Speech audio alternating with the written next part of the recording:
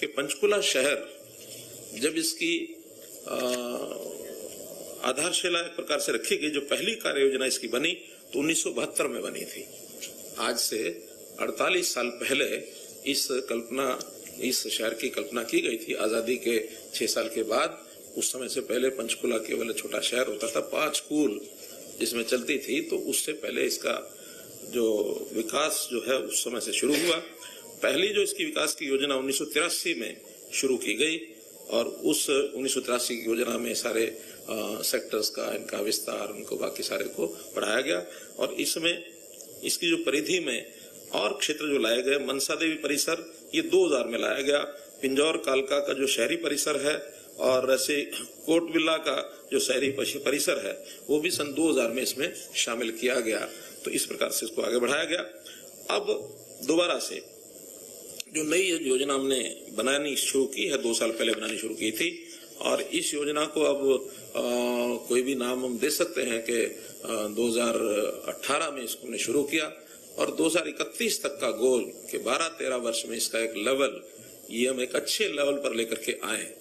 यानी हमको जैसे ध्यान में है कि ये ट्राई सिटी है, इसमें निश्चित रूप से चंडीगढ़ का तो बहुत पुराना एक अपना स्थान है, लेकिन बाद में ट्राई सिटी में अगला स्थान मोहाली का आता है। हम निश्चित रूप से मोहाली से पीछे हैं, तो मोहाली के बराबर हम खड़े हों, बाद में फिर चंडीगढ़ के बराबर हम जाएं और बाद में उससे भी आगे अगर हम अपने प्रदेश के शहरों की बात करें तो आज पहले स्थान के ऊपर गुरुग्राम आता है हर दृष्टि से, चाहे विकास हो, चाहे पर कैपिटा इनकम हो, उद्योग हो। दूसरे स्थान पर आज भी फरीदाबाद आता है। तीसरे पर कई आते हैं, इसमें हम हिसार, रोहतक, पंचकुला, कालका, करनाल ऐसे कई जिले ले सकते हैं। लेकिन अब हम पंचकुला को प्राथमिकता देते हुए इसको आगे बढ़ाना चाहते हैं। तो अभी हमने एक निर्णय किया है, जिस निर्णय की घोषणा मैं आज ही कर रहा हूं, वो ये है कि जैसे हमने पहले 2 शहरों की डेवलपमेंट अथॉरिटीज बनाई है। सबसे पहले Gurugram metropolitan development authority GMDA बनाया, बाद में Faridabad metropolitan development authority FMDA बनाया और आज मैं घोषणा करता हूं कि पंचकुला मेट्रोपॉलिटन डेवलपमेंट अथॉरिटी क्या बनेगा? PMDA। तो GMDA, FMDA, PMDA आज तीसरी डेवलपमेंट अथॉरिटी की घोषणा कर रहे हैं ताकि एक इंटीग्रेटेड डेवलपमेंट प्लान इसका बन सके। यहाँ वो अथॉरिटी भी काम करेगी, कारपोरेशन भी काम करेगा, फिर HSVP है वो भी पहले से काम करते हैं, HSADC अलग से काम करते हैं, तो सबके काम का अपना एक संतुलन बनेगा। लेकिन टोटल इंटीग्रेटेड डेवलपमेंट हो, इसके लिए सारी योजना प्लानिंग वो जो PMDA वो इसको आगे लीड करेगी। यहाँ डेवलपमेंट के नाते चाहे औद्योगिक केंद्र हो, खास करके जैसे बरवाला का एक औद्योगिक केंद्र, ये हमने तय किया है कि उसके अंदर और उसका विकास किया जाए, उसकी सारी योजना आपके सामने आएगी। मेडिकल हब ये बनाया जाए जिसमें हॉस्पिटल्स भी हों, मेडिकल एजुकेशन भी हो, फार्मेसी भी हो, पैरामेडिक्स की ट्रेनिंग भी हो, नर्सिंग की ट्रेनिंग भी हो, तो ऐसा मेडिकल हब इसको बनाया जाए। एजुकेशन हब, शिक्षा के नाते यहाँ बहुत स्कोप है। अभी कॉलेजेस उतने ज्यादा तो नहीं है, संख्या भी कम है, लेकिन स्कूल्स अपने आप में यहाँ पर्याप्त हैं। स्कूलों में कमी अभी नहीं है, चाहे वो प्राइमरी स्कूल हैं, चाहे सेकेंडरी स्कूल हैं, मिडिल स्कूल हैं, गवर्नमेंट स्कूल हैं, प्राइवेट स्कूल हैं, सब तरह के हैं। लेकिन इसको एजुकेशन हब में हायर एजुकेशन के नाते और इसको बढ़ाया जाए, इस ओर हम काम कर रहे हैं। इसी प्रकार टेक्निकल एजुकेशन, इसको भी और बढ़ाया जाएगा। स्किलिंग के नाते से भी इसको और हम बढ़ाएंगे ताकि स्किल्ड हमारा जो यूथ है उसको जॉब, उसको एम्प्लॉयमेंट मिल सके और वो यहाँ की इकोनॉमिक एक्टिविटीज को और आगे बढ़ा सके। इसी प्रकार पर्यटन के रूप में भी पंचकुला को कैसे देश के मानचित्र पर लाया जाए, इसके लिए भी हम लोग योजना बना रहे हैं, क्योंकि ये ऐसा स्थान है जो प्रकृति के गोद में कहना चाहिए। हिमाचल का जिसको बिल्कुल एंट्री गेटवे ये हिमाचल का है, उत्तराखंड भी नजदीक लगता है, पंजाब भी यहाँ नजदीक है, हरियाणा के लोग हैं ही हैं, चंडीगढ़ भी है, ट्राई सिटी का एक केंद्र है। तो पर्यटन के नाते से इसको एक केंद्र के रूप में ये विकसित किया जाए।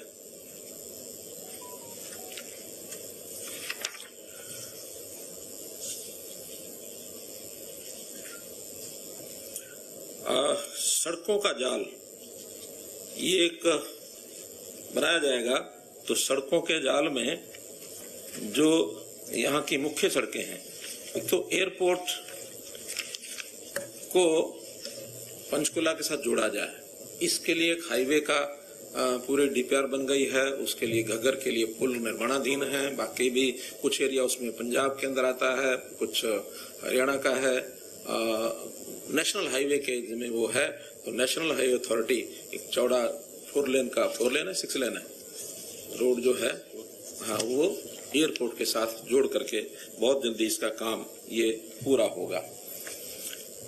ऐसे ही टूरिज्म के नाते से मोरनी का क्षेत्र बड़ा महत्वपूर्ण है, तो मोरनी के अंदर की जो सड़कों का जाल है उसको मजबूत किया जाए। मोरनी से चंडी मंदिर होते हुए और मांदना होकर के और आगे फिर मोरनी से टिकरताल और वहां से रायपुरानी, ये सड़क का एक चौड़ाकरण करते हुए कहीं एक सिंगल रोड है तो कहीं डबल रोड भी है। यहाँ से मांदना तक 2 जगह से मिलेगा, एक पिंजौर साइड से मिलेगा और एक पंचकुला साइड नाडा साहब के सामने से जो सड़क जा रही है इसका भी चौड़ाकरण होगा ताकि इधर डबल रोड जाए। ऐसे ही मोरनी और मोरनी के बाद टिकरताल से भी 2 सड़कें रायपुरानी तक जाकर के मिलेंगी, तो उस क्षेत्र को भी उसमें और चौड़ा किया जाएगा। चंडीगढ़ के इर्द गिर्द एक रिंग रोड, इसका भी डीपीआर बन गई है, सब क्लियर हो गया है, पीडब्ल्यूडी बीएनडीआर को वो दे दिया गया है। तो जितना पोर्शन हरियाणा में है वो उसमें पीडब्ल्यूडी बनाएगा और कुछ क्षेत्र उसके अंदर चंडीगढ़ का और पंजाब का ये भी आता है, उसको बनाया जाएगा। एक सड़क रामगढ़ से हिमाचल प्रदेश की तरफ, रामगढ़ से वो परवाणु जाकर के मिलेगी ताकि सीधी उसकी कनेक्टिविटी हिमाचल हो जाए। पंचकुला का और रायपुरानी मोरनी, पंचकुला और मोरनी के सेंटर से वो सड़क मिलते हुए चौड़ी सड़क नेशनल हाईवे को ये कहा गया है, उसकी प्लानिंग भी वो बना रहे हैं। वैसे ही सड़कों का जाल जो है इसको भी हम प्लानिंग सारी नेशनल हाईवे से और पीडब्ल्यूडी से मिल करके और एक बड़ा इसके अंदर जाल बनाया जाएगा। रेल और हवाई कनेक्टिविटी, हवाई कनेक्टिविटी के नाते से जो पिंजौर का एयरपोर्ट है इसको विकसित किया जा रहा है और यहाँ से जो छोटी हवाई सर्विस, उसको क्या कहेंगे, एयर टैक्सी के रूप में वहां से अलग अलग स्थानों पर एयर टैक्सी चलाने की योजना इसको भी क्लियर कर दिया है। एयरपोर्ट का नवीनीकरण हो रहा है, उसमें जितना भी उसकी आवश्यकता है इंफ्रास्ट्रक्चर की वो वहां बनाई जा रही है।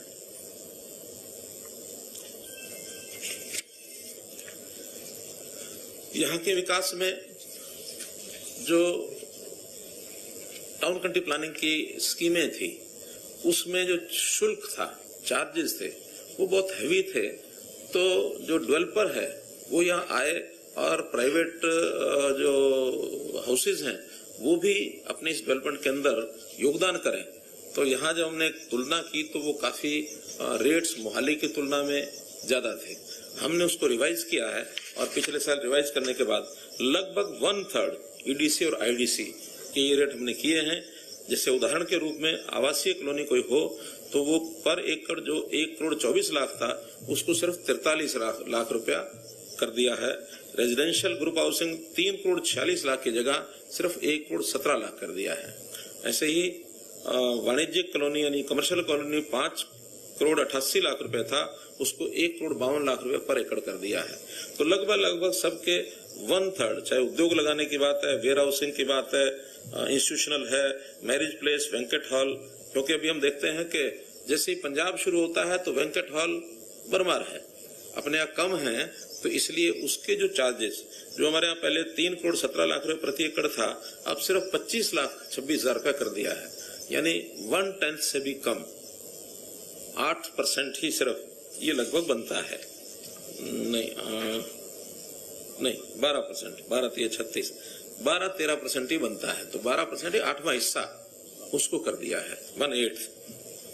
ऐसे ही अस्पतालों के लिए भी 77 लाख पर एकड़ जो चार्जेस थे उसको सिर्फ 17 लाख कर दिया है, 60 लाख रुपए उसमें कम कर दिया है, ताकि कुछ हॉस्पिटल्स भी अगर प्राइवेट आना चाहते हैं तो उनको भी यहाँ आने के लिए मौका दिया है। 2 बड़े अस्पताल मेडिकल हब की जैसे मैंने बात की, तो सेक्टर 32 में और सेक्टर 5C में, ये दोनों जगह हमारे पास हॉस्पिटल प्लॉट्स हैं। ऑक्शन करेंगे ना? हाँ, ये दोनों ऑक्शन किए जाएंगे ताकि बड़े हॉस्पिटल वहां आकर के और स्थापित हो सके। ऐसे ही एक drug testing lab, food and drug testing lab, ये भी यहाँ पर 22 करोड़ की लागत से सेक्टर 3 में ये बनाई जा रही है। थापली में एक पंचकर्मा केंद्र और वेलनेस सेंटर आयुष विभाग की ओर से ये स्थापित किया जा रहा है। तैयारी शुरू हो गई है। 20 जून को शायद डिपार्टमेंट ने उसका लॉन्चिंग रखी है, उद्घाटन रखा है। 20 जून को उसका उद्घाटन हो जाएगा। 20 जून को वहां पर किसी ने भी अपने वेलनेस सेंटर में नेचुरोपैथी के नाते या पंचकर्मा केंद्र के नाते से अपना इलाज कराना है तो वह जा सकते हैं। बहुत लोगों को अपने शरीर की कोई भी क्रोनिक डिजीज होती है, लंबी बीमारी होती है, उसके लिए भी पंचकर्मा के इलाज की उसको आवश्यकता रहती है। तो ये अफोर्डेबल होगा, बहुत महंगा नहीं होगा, सस्ता होगा। वहाँ रहने के लिए भी पहले से एक 10 या 12 हट्स बनी हुई हैं, तो उसके अंदर वहाँ रह सकते हैं। वो सारा पहले जो फॉरेस्ट के पास ही था, वो फॉरेस्ट वाले ने उसको पंचकर्मा और अपना आयुष विभाग को दे दिया है ताकि वो इस व्यवस्था को शुरू कर सके। पंचकुला में नर्सिंग कॉलेज की भी स्थापना की जा रही है। फार्मा उद्योग को बढ़ावा देने के लिए भी हमने बरवाला में दवा उद्योग का एक अलग से फार्मा क्लस्टर इसको बनाने की योजना बनाई है ताकि HSIDC के जो प्लॉट्स हैं वो भी उनको मिल सके। एक अलग से जो प्राइवेट लैंड होगी उसको भी फार्मा क्लस्टर के नाते से उसकी डेवलपमेंट प्लान बनाई जाएगी ताकि लोग अपने आप भी अपनी जमीन खरीद करके और फार्मास्यूटिकल इंडस्ट्री के नाते से वहां जा सके। पंचकुला का जो IT पार्क है इसको भी software technology parks of India, ये एक संस्थान है, उनके सहयोग से इसको विकसित किया जाएगा। हालांकि इसकी योजना कल्पना बहुत पहले बनी थी, बिल्डिंग्स बनी हुई हैं, लेकिन जितना उस IT पार्क को डेवलप होना चाहिए था वो नहीं हुआ। उसमें कुछ सुधार करते हुए और उसमें जो software technology park of India इसके साथ समझौता किया हमने, तो उनकी सहायता से 5 करोड़ रुपया लगा करके वो एक अपना बनाएंगे सारी योजना। उस योजना के माध्यम से वहां भी लोगों को और IT उद्योग के नाते से वहां जा सकते हैं। पहले से निफ्ट की जो भवन है उसका बन चुका है, शायद बन रहा है। तो सेक्टर 23 में निफ्ट की स्थापना ये की जा रही है। उसमें भी पूरे देश भर से, हरियाणा से भी होंगे, बाहर से भी होंगे, तो ऐसे विद्यार्थी फैशन टेक्नोलॉजी के नाते से और उसमें आकर के शिक्षा प्राप्त कर सकेंगे। पिंजौर हवाई पट्टी एयर टैक्सी सेवा मैंने बताई दी है। अगर शुरू होती है तो ये फिर बाद में हिंडन एयरपोर्ट, शिमला एयरपोर्ट, धर्मशाला, कुल्लू मनाली, ऐसे सारे जितने टूरिस्ट प्लेसेस हैं वहां तक ये एयर टैक्सी की सर्विस ये दी जाएगी। मोरनी और टिकरताल यहाँ के जो टूरिज्म के स्थान हैं उनको यातायात के लिए, जैसे मैंने सड़कें बताई हैं, ये सब 4 लेन सड़कें ये बनाई जाएंगी। पंचकुला, मांदना, मोरनी, टिकरताल, रायपुरानी, रामगढ़ से हिमाचल प्रदेश, तो ये सब सड़कों का विषय बताया मैंने। एक जहाँ HMT पहले एक उद्योग होता था, उसकी जगह अब हमने 60 एकड़ भूमि पर, वो जगह हरियाणा सरकार ने ले ली है, तो 60 एकड़ भूमि पर वहां फिल्म सिटी इसका निर्माण भी किया जा रहा है। तो ये हमारा फिल्म सिटी निर्माण पब्लिक हेल्थ कौन कर रहा है, ये टूरिज्म कौन कर रहा है, DPR यानी पब्लिक रिलेशन डिपार्टमेंट, ये इसकी DPR बनवाएगा और फिर उसको जो फिल्म निर्माता जो लोग हैं उनको ऑफर किया जाएगा। और स्टूडियोज, क्योंकि उनकी मांग है कि यहाँ बहुत बड़े स्टूडियो उनको नहीं चाहिए, उनको छोटे इन हाउस स्टूडियो यहाँ चाहिए। बड़े स्टूडियोज क्योंकि वो पहाड़ी क्षेत्र हिमाचल साथ लगता है, तो उनको यहाँ सफलता का ये एक बड़ा कारण होगा कि अपनी शूटिंग आदि के लिए हिमाचल के जितने भी रमणीक स्थान हैं वो उनको शूटिंग के लिए नजदीक मिल जाएंगे। तो इसलिए एक बहुत अच्छा, एक छोटा ही क्यों ना हो, एक फिल्म सिटी का निर्माण ये होगा। मोरनी में पैराग्लाइडिंग, इसका सारे जो एक्सपेरिमेंटल जो लेवल है उसका पार हो चुका है वहां पर पैराग्लाइडिंग करके देखी जा चुकी है। जिन्हें पैराग्लाइडिंग करानी है उन्होंने ट्रेनिंग भी ले ली है और अब 20 जून को यहाँ पैराग्लाइडिंग ये शुरू हो जाएगी और उसका भी उस दिन शुरुआत होगी। तो ऐसे ही पर्वतारोहण पर जैसे ट्रैकिंग रूट्स होते हैं, तो ऐसे ट्रैकिंग रूट्स ये हमने तय किए हैं ताकि उन ट्रैकिंग रूट्स पर जो है वो युवा जो है वो आसानी से अपना ट्रैकिंग करके और एक अभ्यास अपना कर सकते हैं। और उस ट्रैकिंग रूट को भी 20 जून को हम शुरू कर रहे हैं। 10 रूट्स अभी तय किए हैं, लेकिन ये सिंगल डे रूट होंगे। अभी इसके बाद हम लोग स्टे की फार्म स्टे, होम स्टे ये पॉलिसी बनाएंगे ताकि 2 डेज ऐसा प्रोग्राम होगा तो फिर वहाँ रात्रि को स्टे करने के लिए होम स्टे पॉलिसी बनेगी। वहाँ के लोगों का 1 कमरा 2 कमरे जितने बना करके वो टूरिज्म डिपार्टमेंट को देना चाहेंगे वो देंगे और उसमें वो बुकिंग कर सकेंगे। बुकिंग करके वहाँ पर रात्रि स्टे होगा तो फिर 2 दिन का ये ट्रैकिंग रूट का भी प्रावधान वहाँ किया जाएगा। और एक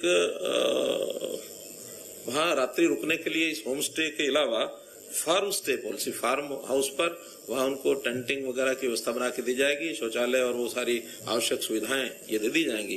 बाकी उनकी टेंटिंग के हिसाब से वो जा करके रुक सकें, ऐसी एक व्यवस्था भी दी जाएगी।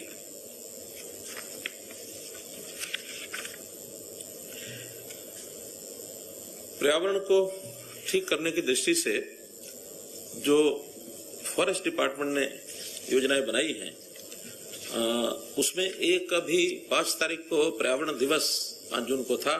उस दिन पंचकुला में आप लोगों को पता लगी गया होगा कि एक ऑक्सी वन की स्थापना की गई है। 100 एकड़ के ऊपर घग्गर के किनारे ये ऑक्सी वन, जहां ऑक्सीजन को प्रोड्यूस करने वाले जितने भी पौधे होंगे उनको लगाया जाएगा। और 10 तरह के अलग से वन, ये 2 एक साथ हुए थे, एक करनाल का 80 एकड़ का हुआ था, पंचकुला का 100 एकड़ का। तो ऐसे अलग अलग वन, जिन वनों में सुगंध देने वाला वन ये भी होगा, ऐसे ही जिसमें एक राशि वन होगा, पंचकुला में अलग से भी राशि वन होगा। यहाँ भी राशि वन की स्थापना शायद फॉरेस्ट डिपार्टमेंट के उसमें होगा। नक्षत्र वन है, ऐसे ही जो साधना वन है जहाँ ऋषि मुनि साधना करते हैं। इस प्रकार के 8-10 प्रकार के वन ये बनेंगे। वहाँ एक लाइब्रेरी भी होगी। लोग भ्रमण करने के लिए वहाँ जाते हैं तो उनको सुविधाएं वहाँ पर जितनी आवश्यक हैं, क्योंकि 100 एकड़ बहुत बड़ा एक एरिया है, उसके अंदर लोगों के भ्रमण करने के लिए ट्रैकिंग रूट्स भी उसके अंदर बनाए जाएंगे ताकि पंचकुला के लोगों को एक अच्छा एक स्थान घूमने के लिए मिल सके।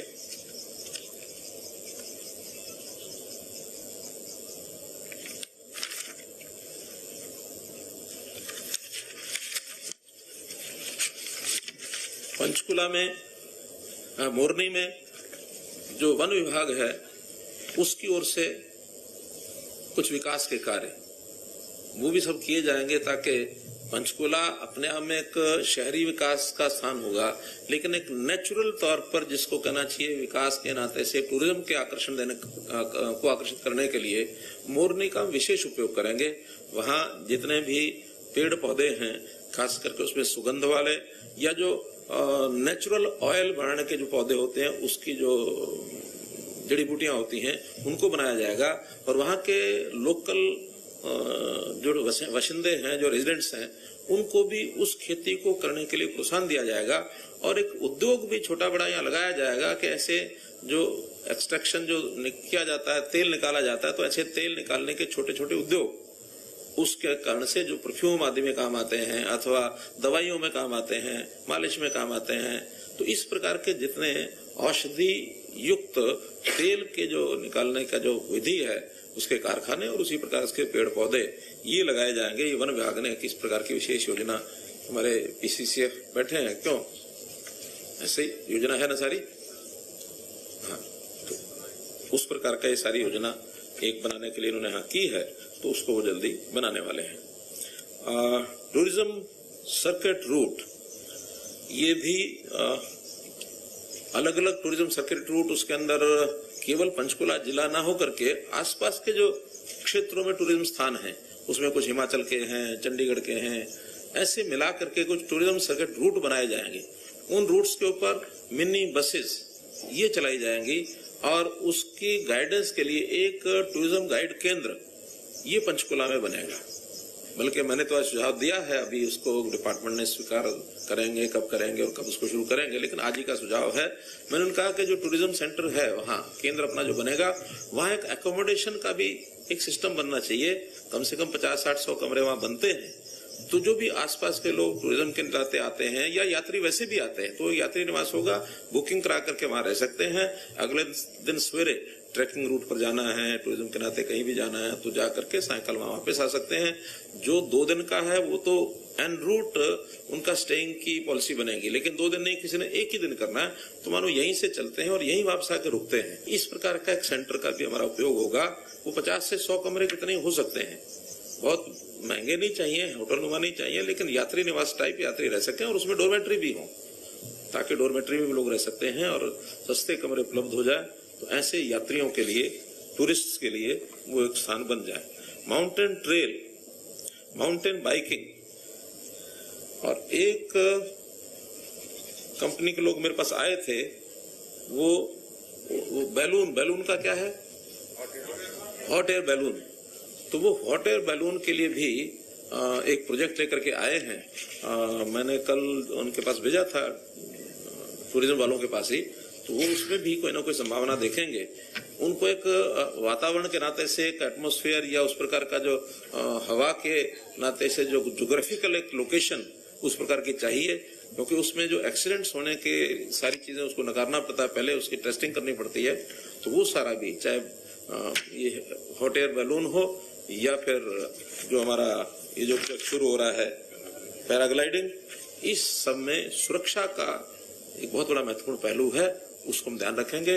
इंश्योर्ड यात्राएं होंगी, इंश्योर्ड प्रोग्राम होंगे, तो इंश्योरेंस कंपनियों से भी वो सारी बातचीत हो चुकी है। एक यहाँ स्टेट ऑफ आर्ट पुरातात्विक संग्रहालय सेक्टर 5 में 2 एकड़ जमीन उनके पास 2 एकड़ है, 2 एकड़ जमीन उनके पास है।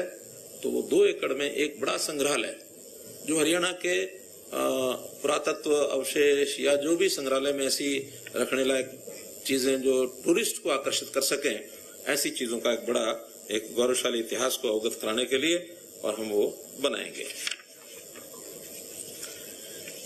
शहर की सफाई, शहर की सुंदरता, और यहाँ का जो खास करके सफाई अभियान के बाद जो डंपिंग ग्राउंड वगैरह होते हैं, तो एक बड़ी समस्या यहाँ की है। सेक्टर 23 में एक डंपिंग ग्राउंड बना हुआ है।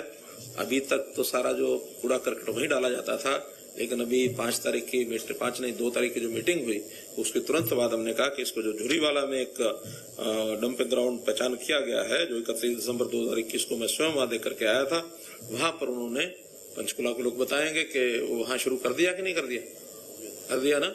अब डंपिंग ग्राउंड यहाँ ना डाल करके और सीधा वहीं झुरीवाला में डालेंगे, और यहाँ इसको प्रोसेस करके कितना जल्दी इसको साफ कर सकते हैं, या प्रोसेस करके यहीं पर उसका कहीं काम आ सकता हो, किसी ग्राउंड फिलिंग में, या कई बार खड्डे फिलिंग करना होता है उसमें, तो ऐसा उसका उपयोग करके, और नहीं तो फिर प्रोसेसिंग करके उसको भी झुरीवाला में उसमें डालना चाहिए।